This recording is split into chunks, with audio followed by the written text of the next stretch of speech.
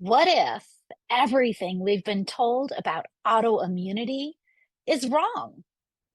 I'm Elizabeth Yarnell.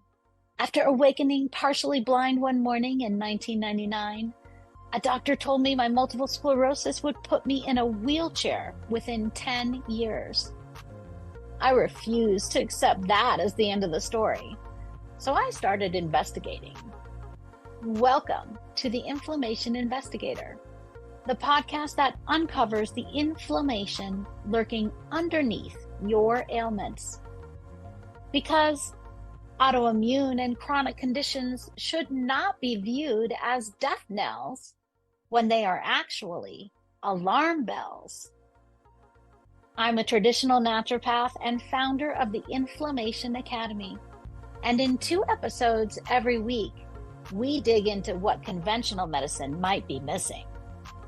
If you're living with chronic or unexplained symptoms, this investigation is for you. Your body has been trying to tell you something. Let's start listening.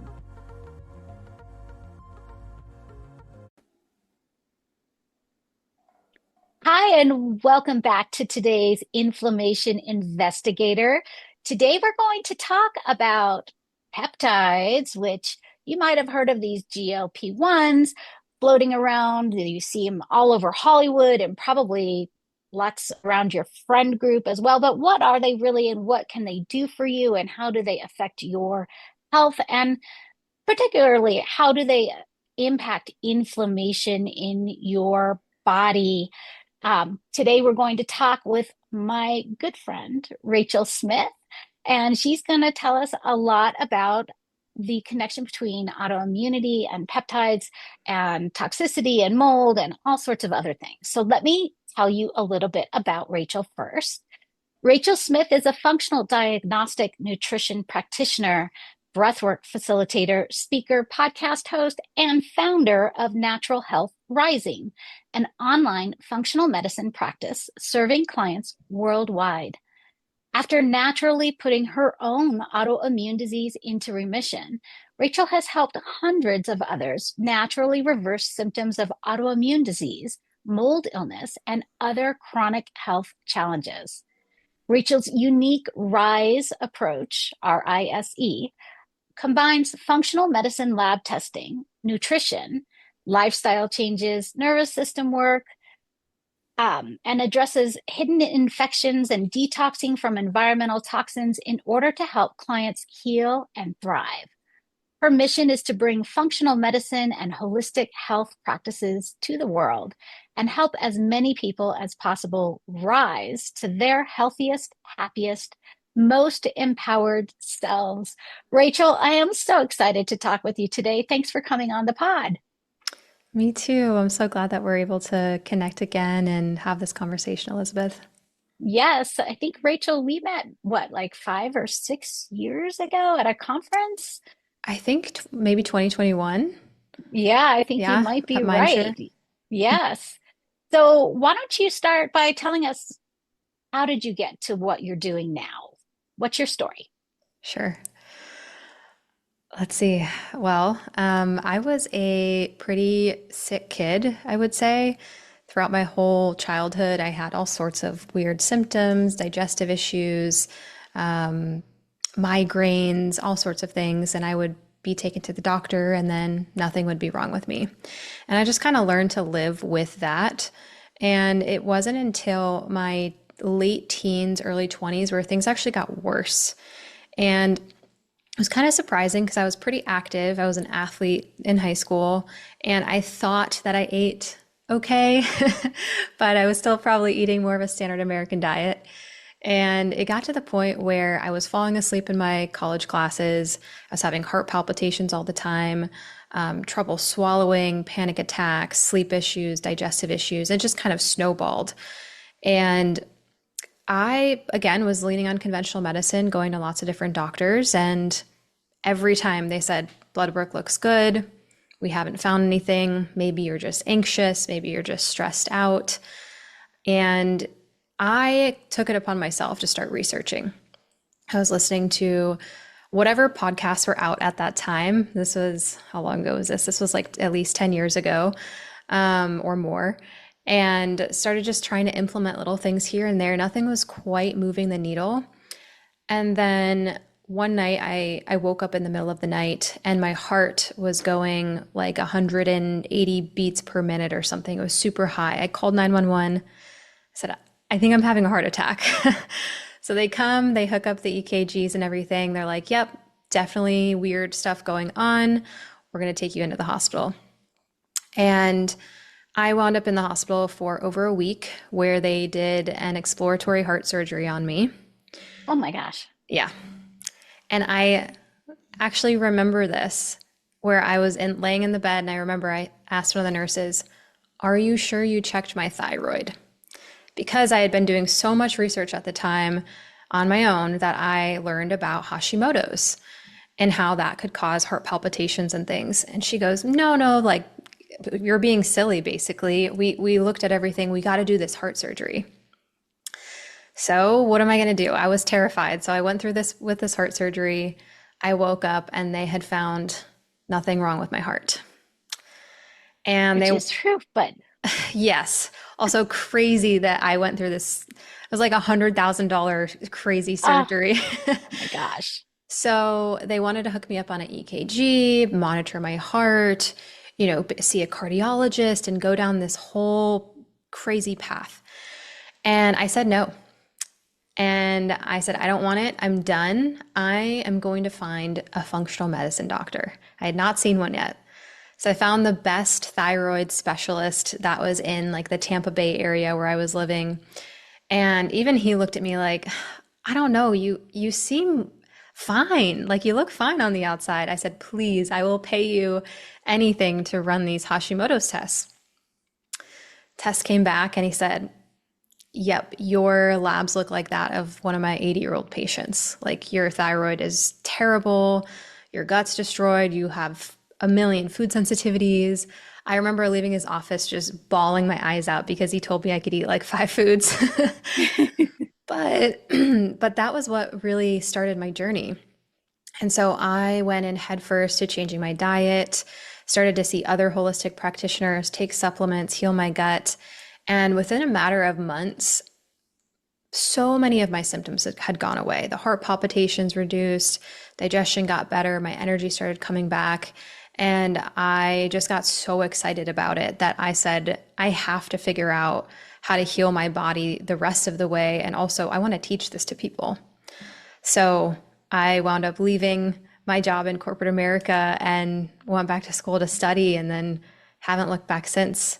And I've been doing my practice for almost like 6 years now and have helped so many people who are in a similar place that I once was with autoimmune conditions and just like weird mystery symptoms and chronic illnesses.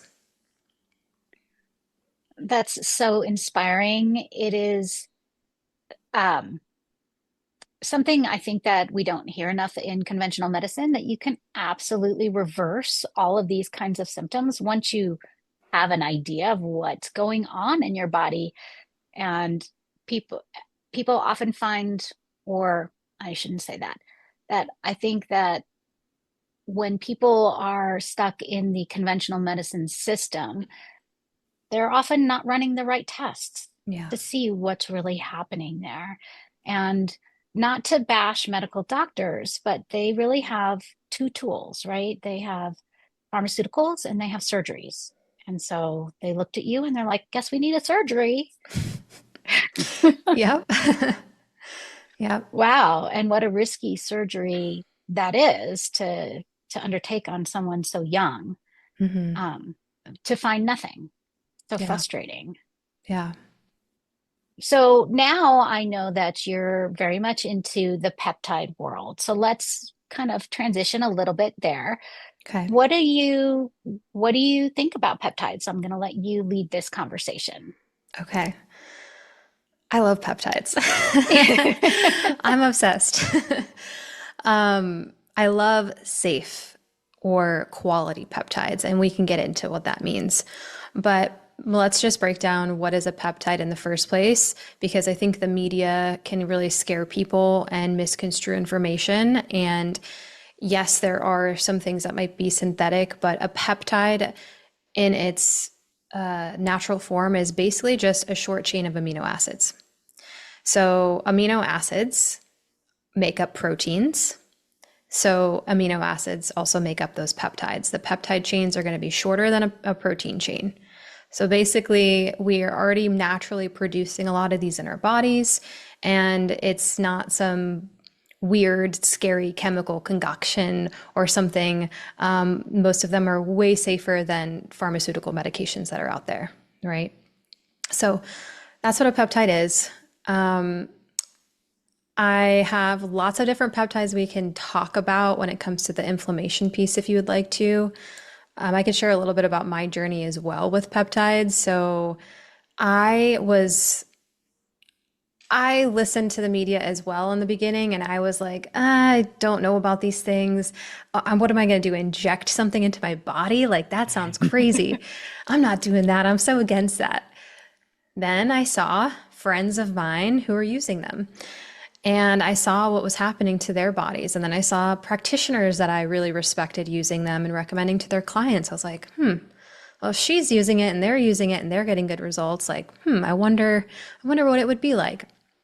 So I dove into the research, and I am somebody who will try almost anything once, and I like to test my own body.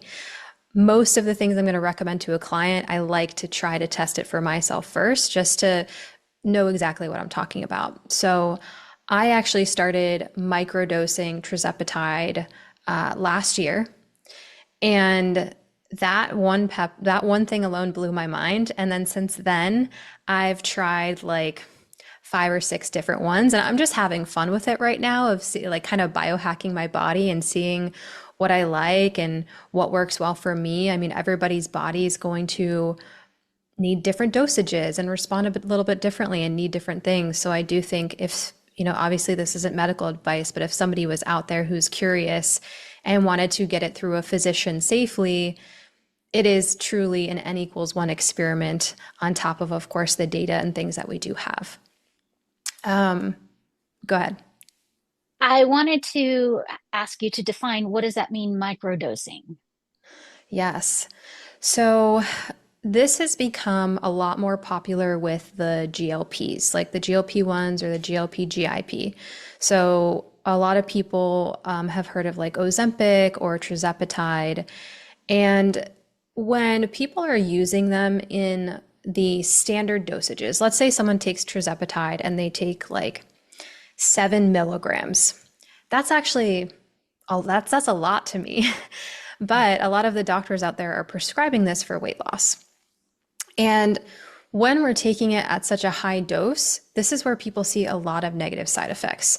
You hear of the Ozempic face, and you hear people losing all their muscle, and their digestive system gets messed up, and all of these kind of their hair falls out, right? Because they're losing weight so fast that they cannot keep, their body can't keep up, so they lose the muscle, they lose the hair, they're not getting in enough nutrients, and they're often not educated on the things that you should be doing to make sure that that doesn't happen in the first place, which is eating a healthy diet, eating anti-inflammatory, eating high quality, good amounts of protein, lifting weights, and maintaining your muscle mass.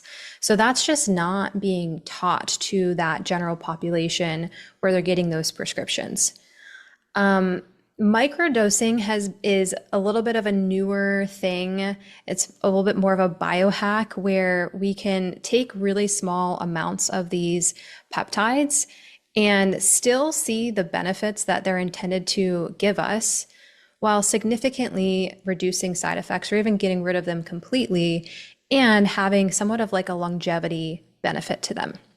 So a standard microdose of tirzepatide, where I said someone might take 7, maybe more like 2.5 milligrams or lower.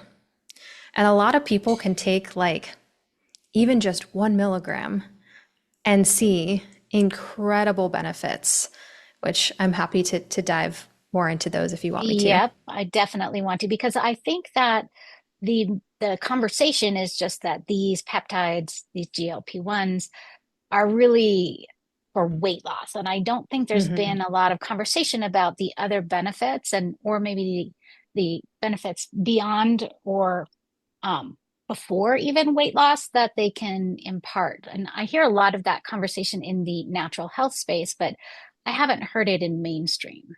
Yeah. So Yeah. can you tell us? I mean, you mentioned longevity. How does that work? Yeah. So, and first of all, I want to point out too that these specific ones, I really like tirzepatide. It's the GLP, GIP. These have been studied at large. There's really strong human clinical trials on these, with thousands of participants, and these are FDA approved. So there are some different peptides that aren't going to be have as much robust scientific literature behind them. So these do. And basically, how they're working is they're going to help manage your metabolic response to food. So we naturally are going to produce, or we have our GLP-1 GIP that's naturally released from our gut after we eat. And Hmm. if we're taking that, we're obviously going to have a stronger amount of that. That's going to stimulate the release of insulin.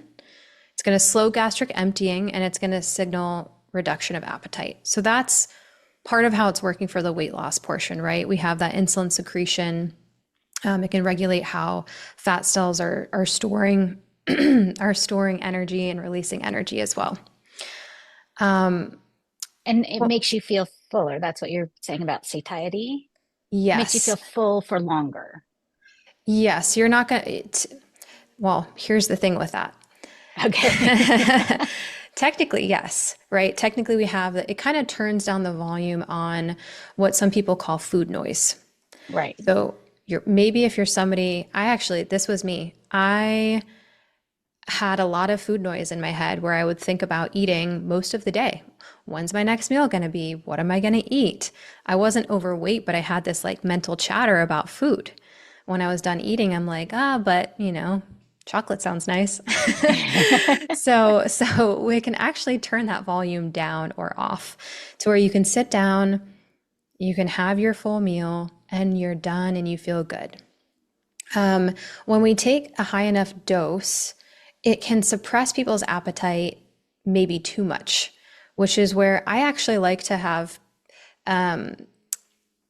Now, I'm not recommending this because I'm not a medical doctor, but for myself, I'll speak for myself.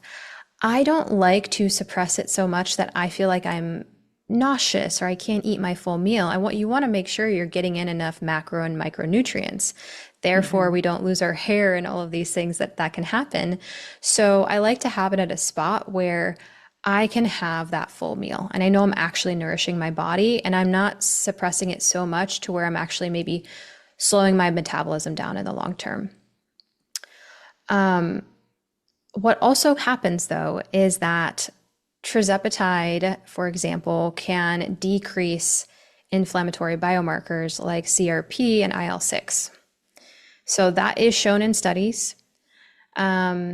And because it can also reduce belly fat, that visceral fat that's actually quite dangerous if we have a lot of it, that's also going to lower inflammation because when we have a lot of that fat, we can have pro inflammatory macrophages in adipose tissue.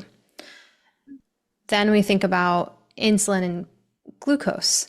Okay, if we have a little bit of insulin resistance, which is super common nowadays, or we have just more higher glucose levels, we're not really managing that well, we're going to have a low level of inflammation in the body constantly.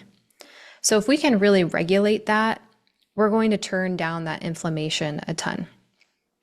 And that's what we're seeing is someone, can take a microdose and they all of a sudden they lose all of the inflammation in their face and in their body. It might look like a couple pounds of water weight that comes off. I've seen people's Hashimoto's antibodies decrease significantly from taking a microdose. So it can help autoimmune issues so if that inflammation is driving autoimmunity, we can actually, Which we know it is, yes, right? it is. It is. We know it is. That's a given. Yeah. And yeah, when you think of longevity, it's like, okay, living a longer, healthier life, having a longer not just lifespan, but health span. Okay, well, if we have low inflammation, that's going to give us a better health span. So the microdosing, is that also a subcutaneous injection or is that a drop or an oral dosage somehow? Yeah, so there are oral ones out there. I haven't used them and I tend to not s steer people that way because I do know the injections can work better. I can't really speak too much on the drops, but yes, you can microdose the injections. That's going to be subcutaneous, which is into the just underneath the skin and even into the fat. When you were talking about how these GLP-1s are really amino acids, chains of amino acids, it reminded me that when I was first diagnosed with multiple sclerosis back in 1999, and I was given, at that point, there were three drugs that were available for multiple sclerosis, all with the intention of trying to just slow down the progression of the disease. And the one I chose to take was the one that was made from five amino acids called Mm. Copaxone. And I chose it because it felt like the most natural form. And I did inject that one for a couple years. It did give me some side effects. Do you see any side effects with GLP-1s? Mm. Um, so as I mentioned, the biggest side effects can be like the nausea, and then you're losing weight too quickly, so therefore we lose muscle mass, hair loss, etc. When people are microdosing it, you're going to, again, like significantly reduce those side effects or even just not experience them. And when I started mine, and I still only take, I want to say like 1.5 milligrams maybe. I didn't even start at that dose. I started at like a tiny, tiny portion of that. And then each week kind of increased it to make sure that I wasn't having side effects. And if I did hit a point in that where I felt like, oh, that was interesting, I felt like I couldn't eat my full meal, I would go back down and I would stay there. So if you go low and slow with things and you really just listen to your body and you're not putting the pedal to the metal at some crazy dose that's prescribed, you can really mitigate those side effects. So are you saying you can kind of adjust your own dosage? You can play around a little bit with that when you are taking this? I probably shouldn't say that legally. I'm speaking for myself. And I can share a little bit. There's a platform that I'm partnered with that is you can order it online, but it's all done through a physician. Mhm. So it's a 503A pharmacy, which is going to be the like highest quality. They have pharmacists in the lab at all times. Every prescription is technically made individually. They comply with USP standards and all sorts of different certifications and standards and quality control. They're testing all of their batches. So that way you know that it really is going to be very clean and quality controlled. And that doctor who is prescribing is going to give you a dose.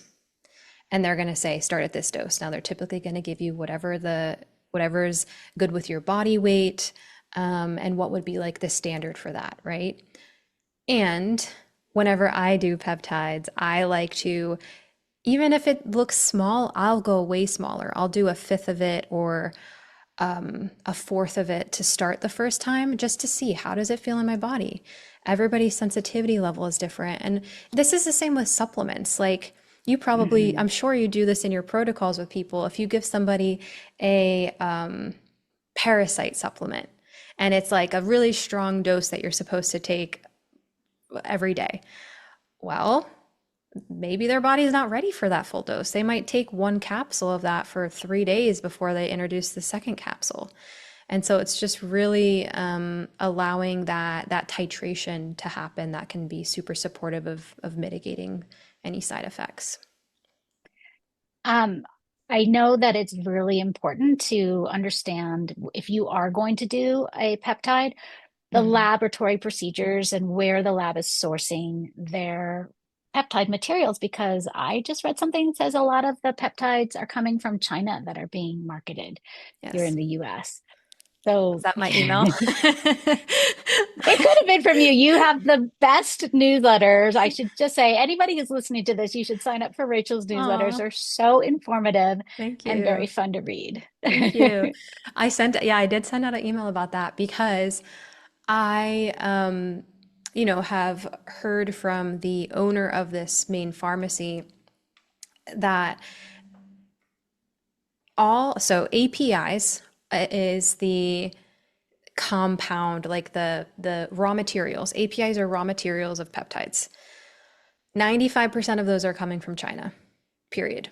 Even the prescription ones, your favorite prescription ones, or black market, gray market, whatever, they're all kind of coming from the same place currently.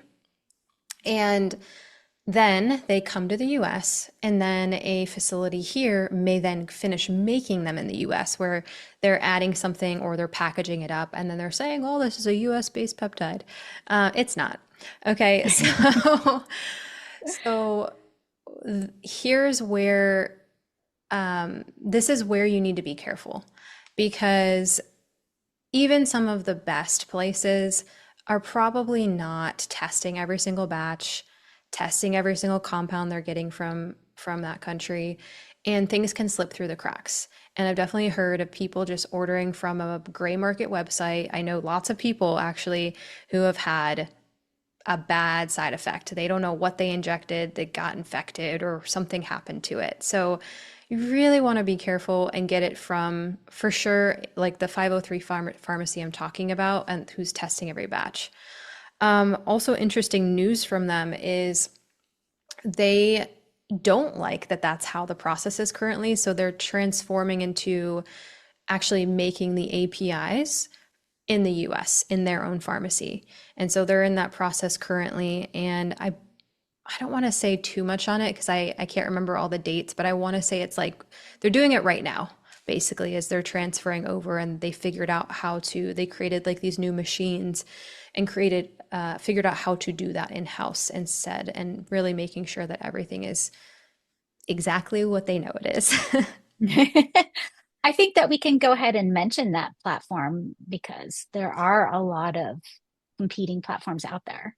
Yes, yeah. So the platform is LEMD, and they have a specific pharmacy they use, which is Clover RX.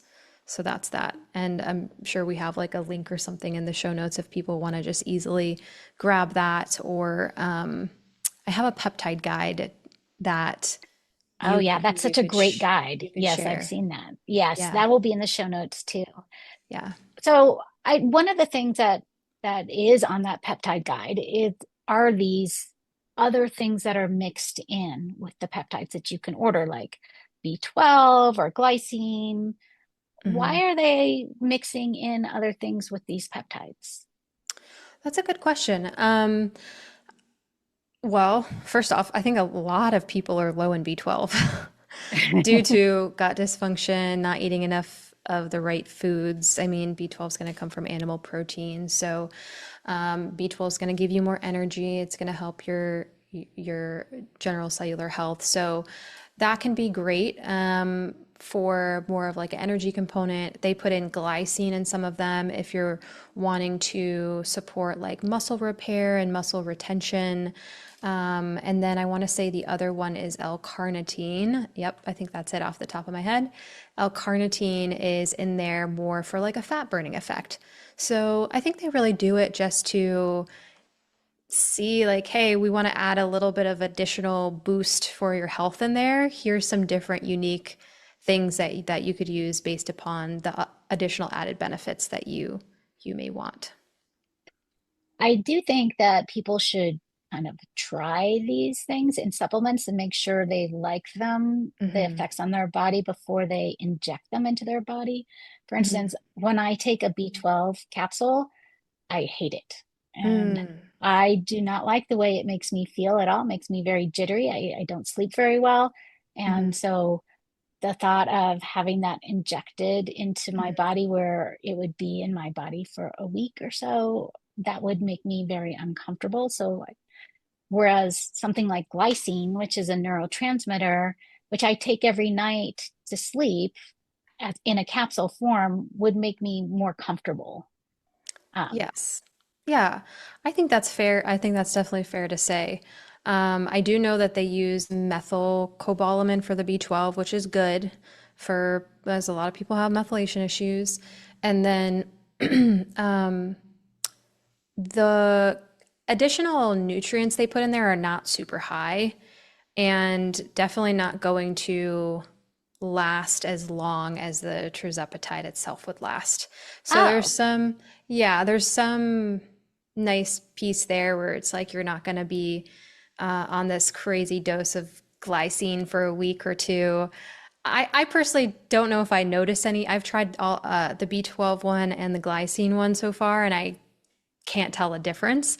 But I totally agree. Like if you've never taken L-carnitine, probably don't want to take L-carnitine. You might be better off with like glycine, which is if anybody takes magnesium glycinate out there, you've taken glycine basically. right, right. Yeah, good point. Yeah. So another conversation I've been hearing a lot about are the when you do the combination of like hormone replacement therapy for perimenopausal, menopausal women, um, along with the peptides, that really they kind of enhance each other. Do you know anything about that combination? Yeah.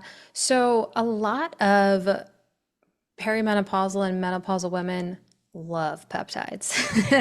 They have like they have the best benefits because as your hormones are declining, you see so many shifts in your mood, your energy, just your overall health. It can be very challenging.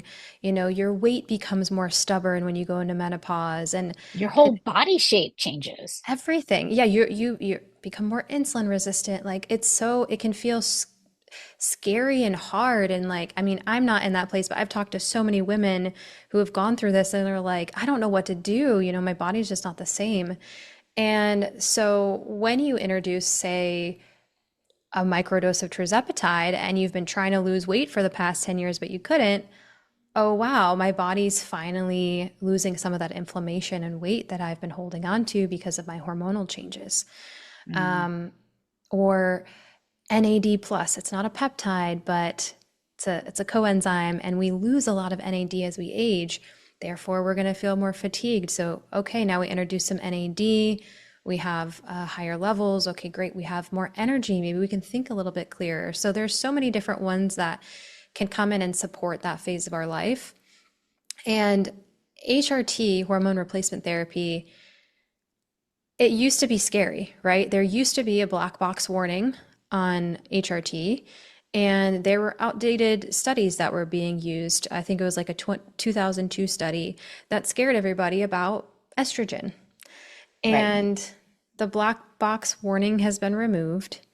And we know that if you start these hormones within about 10 years of menopause, you're going to reduce the risk of things like osteoporosis, cardiovascular issues, the Alzheimer's. I think that's very important. There's so many things that estrogen can be supportive of. So yes, absolutely integrating HRT plus potentially a peptide or something that would help for your specific issues can totally change your experience of menopause. I would agree. I want to backtrack a little bit to what you were saying about how there isn't a lot of maybe advice about how to maintain or build a lifestyle for a lot of people once they are given these peptides. I have a friend who lost 80 pounds on one of the injectable peptides. Fantastic. She needed it. She was super happy. But it upset me because her doctor didn't give her any advice or guidance on, oh, well, while you're doing this, since you had put on 80 pounds before, we need to talk about how to change your diet. You need to be having exercise. You need to be doing weights and things like that to minimize that muscle loss. And Mhm. one of the effects that she had was she actually developed like a round bald spot in the center of her top of her head Yeah. crazy in her mid 50s from taking these peptides. And on top of it, she really didn't, I mean, she lost 80 pounds, fantastic. So she was much smaller, but she wasn't in any kind of shape. And at one point during this journey, she actually went to the emergency room because she was faint and she passed out. And it turns out she hadn't like eaten in days. Yeah. So that's the whole story of being prescribed way too high of a dose. And people really thinking it's almost like a badge of honor that they're not eating food. Right. That's not good for us. No. This is where I'm a very firm believer on using the smallest dose you possibly can. The smallest dose to see the benefits, to feel the benefits, inflammation wise, energy wise, but not to feel the nausea, the appetite where you can't eat for half of your meals, or any of those things that are a warning signal saying, hey, this is just way too much on my system. So, again, just really finding that dose where you're not experiencing those things. And I like, especially if somebody's working out, to eat 1 gram of protein per pound of ideal body weight. So that might be high for some people, but if you want to support your muscle mass and your lifting, let's say you're 150 pounds and ideally you want your lean body mass to be like 120, 130. Okay, I'm going to try to strive for 120 grams of protein per day, or at least 100 minimum. If we can just get to 100 grams minimum per day, that can really protect a lot of that muscle mass loss, paired with strength training, right? And if you're somebody who's not strength training at all, of course, start with maybe just walking and body weight movements and things. But can you get up to even just 2 times per week of weightlifting, like a leg day and an upper body day?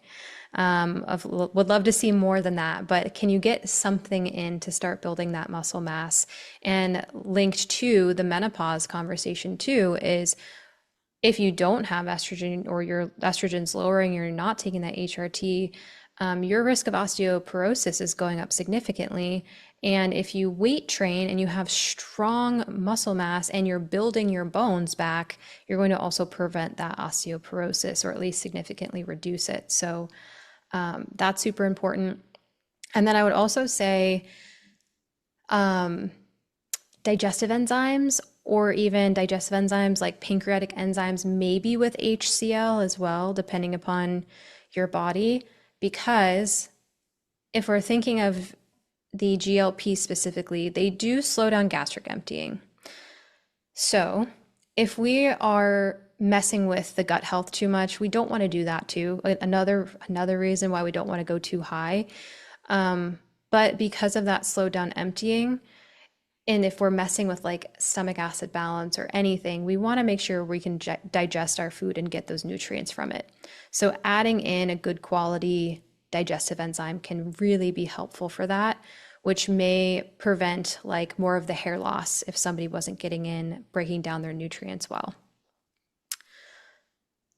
Yes, anyone Yeah. who's in my community knows how fanatic I am about digestive enzymes. Uh-huh. Dr. Loomis, who discovered digestive enzymes in the 1970s, he really believed that everyone over the age of 40 universally should be supplementing with plant-based digestive enzymes Hmm. regularly because our bodies really weren't designed to live that long and we wear things out.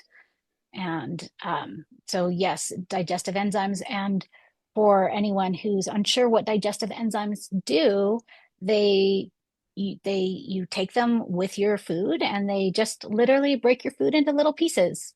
That's Hmm. all they do. So that when your food leaves your stomach and goes in through your intestines can pick up the nutrition from it. Because if your food is still in too large of pieces because you have impaired digestion, which I'm going to say the great majority of Americans probably have, Yeah. um, then the bowels can't absorb or assimilate those nutrients. So you're just passing them through. But the other thing that I wanted to pick up on that you'd said was that slowing of that motility, that Hmm. slowing of digestion. I have another friend who is on one of these GLP ones, and she revealed to me the other day that she only has a bowel movement every 3 or 4 or 5 Mm, days. that is, wow. So, okay, motility movers and magnesium, right? Like if somebody really Yes. needed to, artichoke, ginger, these things that help with like bile flow motility, which is movement of the intestines and the food through the intestines. And then maybe like a magnesium. Glycinate is great for absorption and relaxation, but if you're still struggling, maybe you need to add in a little magnesium citrate or something to help the bowels move a little bit better. And this is really where working with like a functional health practitioner or someone who knows this stuff and knows maybe they can even run labs on you and look at your nutrient levels and see what's going on with your digestive system. Maybe you need a GI map or something or some sort of gut test, but that's where, yes, we can get these peptides very easily now, but it can be helpful to have that additional guidance to support you and make sure that you're not having any sort of negative side effects from these things. Right. Maybe the lesson is that even if you are experiencing the weight loss that you are searching for and hoping for, doesn't mean necessarily that you're healthier. Yeah. And look, so many people don't actually need the peptides. I, I love the peptides, but even my clients, like, I don't say first call with them, hey, let's put you on peptides. No. I'm Uh-huh. saying let's change your nutrition, let's get your inflammation down naturally, let's fix your gut health as you do too. I know in your practice, like Yeah. you're doing all of the foundational work. And then if I see, okay, I see you're really struggling here, maybe we think about this. You know, you've got the foundations down, and now I see that there's a 10% more that we could improve, 20% more that, hey, let's see if this would be something that would be helpful for you. But it shouldn't be a band-aid approach. It should be a complement to the foundations of sunshine, sleep, nutrition, movement, all of those things, right? Right. Healthy living, right, in Yeah. general, which is what we should all be striving toward, not necessarily having a certain weight on the scale, but having that health in our body and that um, absorption of nutrients and that longevity piece, which doesn't come from being skinny. It Hmm. comes from all of those practices that you just mentioned. Yeah, absolutely. So if Um, you were to, oh, go ahead. I was gonna say, do you want me to cover any other peptides? Sure. Because I can give you, I know we don't have a lot of time left, but if you want to talk inflammation, I can give you ones that maybe people don't know about. Oh, let's talk about those first in our remaining time. Okay, okay. Because yeah, I think people have heard, and hopefully I demystified the GLPs a little bit for people, but there are some cool ones out there that I've been trying that I think are pretty fascinating. Um, I'll try to do like high level for some of them. So one that I think is really interesting is KPV. Are you familiar with that one? I have never heard of that. What is it? Okay. So it's a tripeptide. It's lysine, proline, and valine. Okay. And it directly suppresses inflammatory cytokines, so TNF alpha, IL-6. And I will say this is one of them that is currently cell studies in animal models. There's no clinical human trials yet, but I also know a lot of people who have used it for ulcerative colitis, inflammatory bowel disease, which ulcerative colitis is, um, IBS, like all sorts of gut related symptoms, Crohn's, and see amazing results. It actually directly reduces intestinal inflammation, and then it can protect that mucosal barrier. It's the studies have shown it to help colitis associated tissue damage, oral mucositis, so inflammation of the throat and the mouth, and reduction in lung inflammation. So it's kind of even more systemic than just the gut. So that's kind of a cool one for people who might have like really severe Crohn's or ulcerative colitis, who they're doing the things, but they might need that additional push. Hmm. Um, GHK copper. Never heard of that one either. Okay. Uh-huh. This is a copper binding tripeptide, and it's naturally produced in our bodies. It starts declining as we age, and it helps with DNA repair, collagen and elastin production, fibroblast activation, and it's actually involved in 4,000 or influences expression of over 4,000 genes, including inflammation, antioxidant defense, mitochondrial function. A lot of people, so this has been studied more for like wound healing. Hmm. A lot of people love it for beauty stuff. So, your hair growth, your skin firmness, skin elasticity, the appearance of fine lines and wrinkles. So, it's All the things that collagen is a part of, right? yes, yes.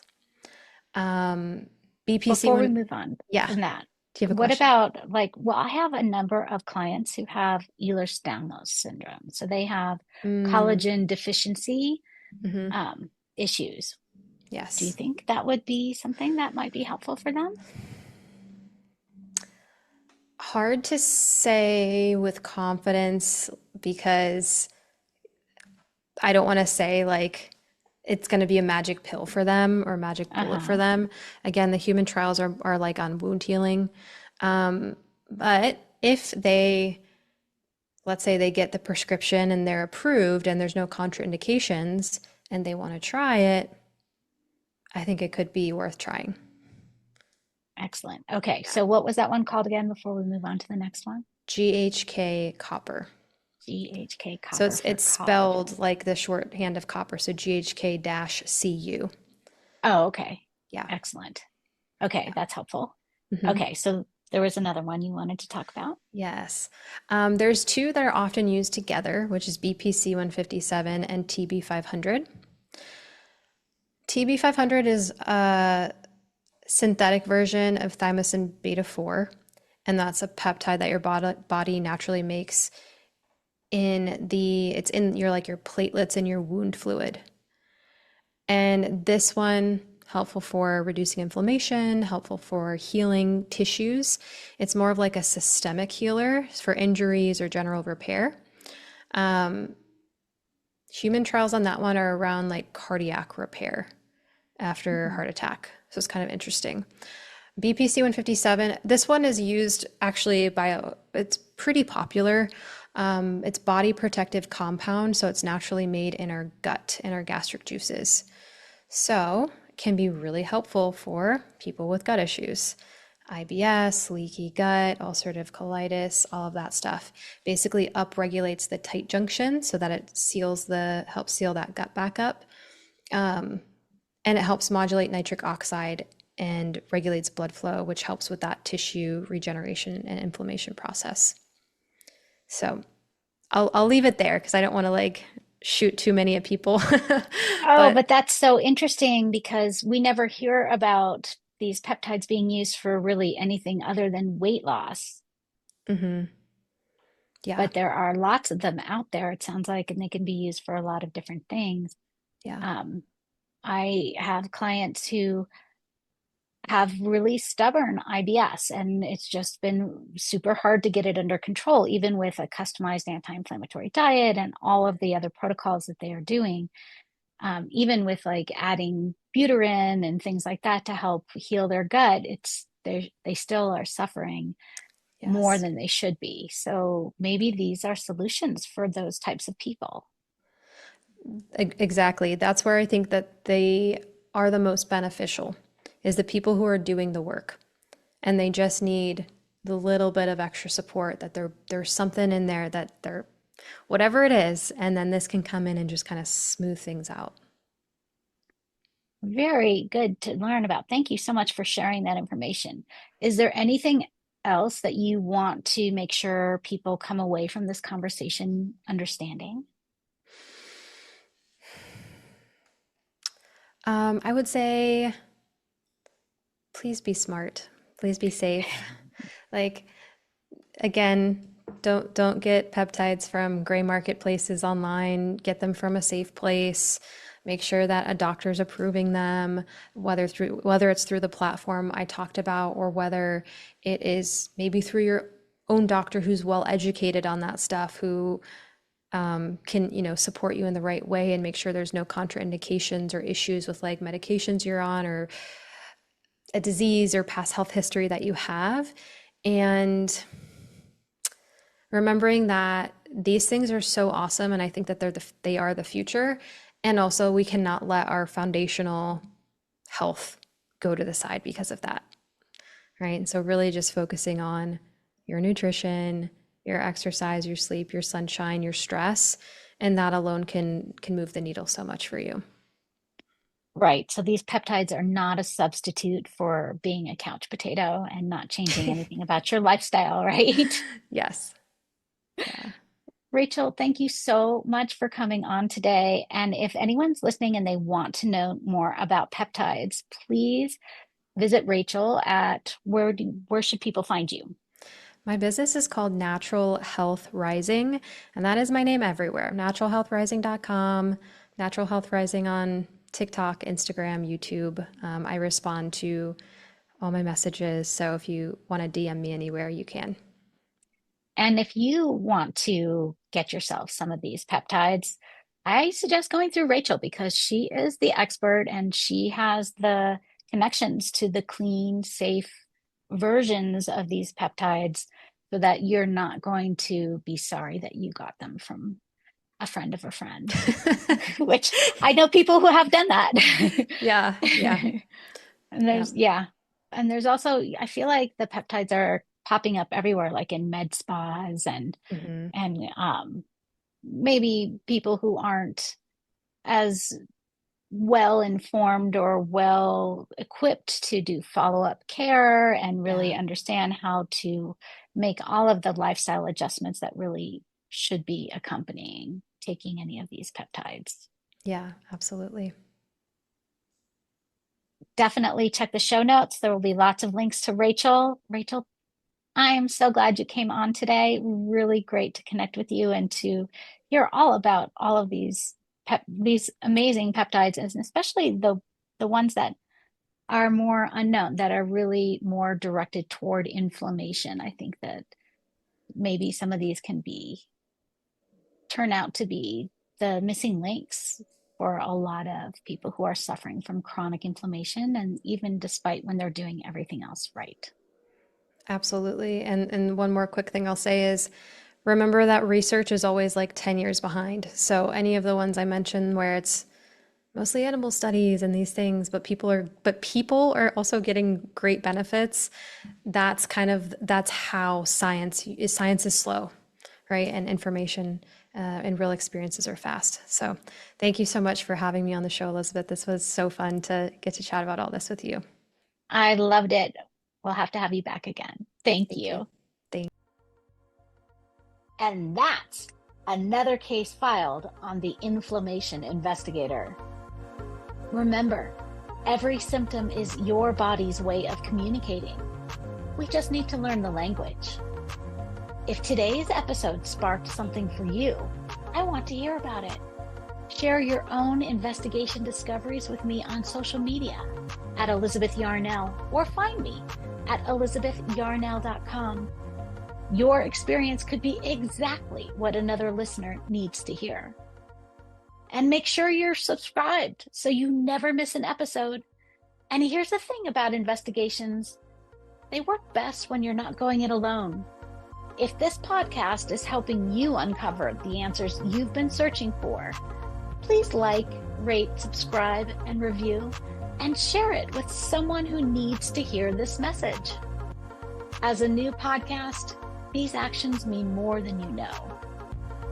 Want to dive deeper into your own inflammation investigation? Head over to inflammationinvestigator.com, where you can take my free inflammation quiz to uncover which hidden triggers might be affecting your health. Until next time, this is Elizabeth Yarnell, your inflammation investigator, reminding you that the solutions to your health issues are out there. Let's find them together.